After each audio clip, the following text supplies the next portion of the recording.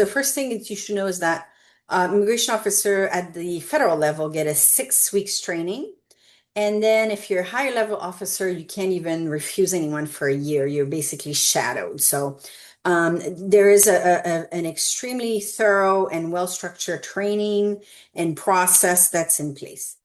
Just like any profession, there are very, very good immigration officer, and there's officers that are not the best, just like if you go to mechanic or a doctor, right? So I am not able to tell you that there is not a single officer that never is biased or makes decisions that are not interpreting the law correctly or that. But in general, officers are extremely ethical, extremely fair, and transparent. And they get a very long training about what we call procedural fairness, which is what kind of gives them the guidelines to make what we call reasonable and valid decision.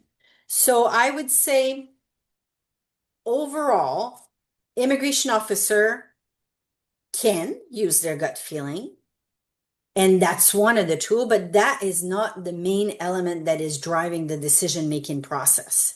They have very clear guidelines, especially like if we're talking about a federal skilled worker, that is checking, right? So do they have the points for this? So there's not a lot of what we call discretion. If you're talking about another type of application where, let's say, HNC, humanitarian compassion, there's so much discretion. So of course there is more leeway, but it's not mainly a gut feeling or a prejudice or things like that. And just so you know, officers are also well within their right to withdraw themselves for a case if they feel there's a conflict of interest or they feel they're not able to provide a fair and unbiased evaluation. Of course, there's a lot of pressure and a lot of AI right now, which kind of I think is the main issue, more than, oh, officers are biased and they use their gut feelings, because that's really a myth that I don't think is reflective of the reality of immigration officer, which are most of them very competent, very fair, and very dedicated to, the integrity of the immigration program.